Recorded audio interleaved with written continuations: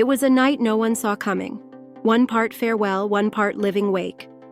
In the heart of Birmingham, the city where metal was born, fans from around the globe gathered to witness what would become one of the most legendary goodbyes in music history.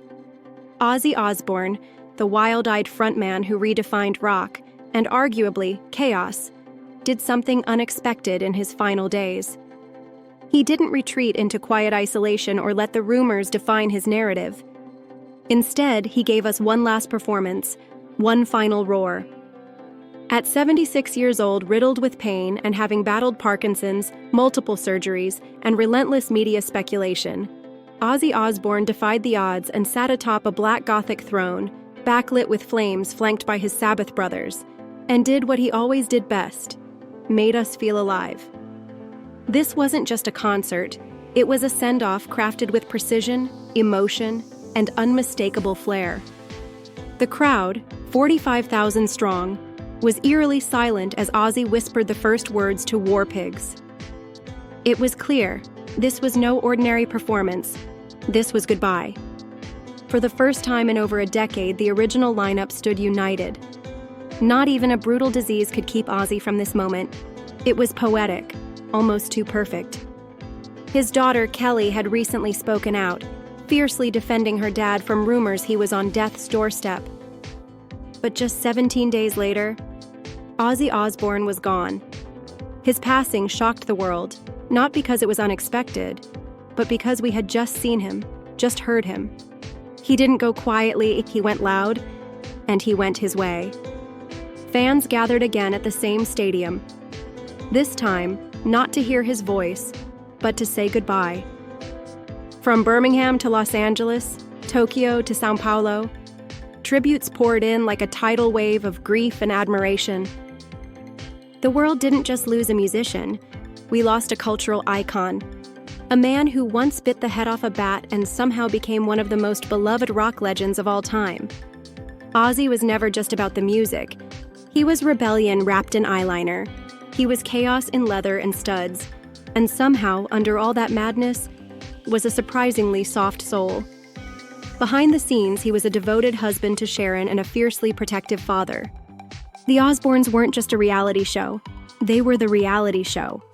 A chaotic, hilarious, and strangely relatable family that let the world in. The world watched as Ozzy fumbled with remotes, yelled at dogs, and stumbled through suburban life like a confused wizard. It was weird.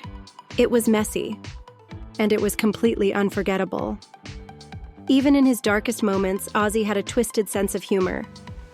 When asked about death in a 2020 interview, he laughed and said, "When I die, I want to go out doing what I love, or maybe just annoy the hell out of people one last time." And he did both. His final years weren't easy. A brutal fall in 2019 aggravated old spinal injuries. He underwent surgery after surgery.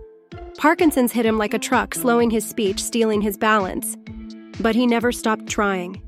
He called off tours, then rescheduled, then canceled again. He kept saying, "I'll be back." And somehow, in 2025, he was. The July 5th show almost didn't happen. Doctors advised against it. He could barely stand. But Ozzy insisted, because for him, it wasn't just about performing. It was about closure. Those words echo now louder than ever. His last performance wasn't perfect, but it was real. It was raw. And it was Ozzy. As the crowd roared that night, Ozzy sat in silence for a moment after the lights dimmed. He didn't speak. He didn't move. He just listened. Maybe he knew that would be the last time. Maybe he just wanted to take it all in. One last time. And then, just 17 days later, Ozzy was gone, peacefully, at home, surrounded by Sharon, Kelly, Jack, and love. There was no press conference, no dramatic reveal, just a quiet exit for the man who had lived anything but a quiet life. The world mourned. But even in death, Ozzy performed. He gave us a moment we'll never forget. He gave us closure, and he did it on his terms. Maybe that's the greatest trick he ever pulled. He didn't just leave a legacy of music, he left a final act. A curtain call that felt like it was written by the gods of rock themselves. Ozzy Osbourne was never just a singer. He was a brand, a myth, a force of nature. From Iron Man to reality TV royalty, he never stopped evolving. He broke every rule and somehow made us love him more for it. Ozzy made the grotesque glamorous, the bizarre beautiful, and the heavy hilarious.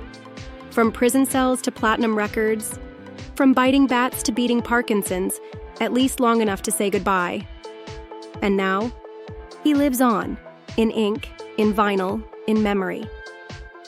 Ozzy once joked, "I want to be remembered as someone who made people feel something, even if it was just confusion." Well, Ozzy, you did a hell of a lot more than that. You made us scream. You made us laugh. You made us believe that no matter how broken you were, you could still rock.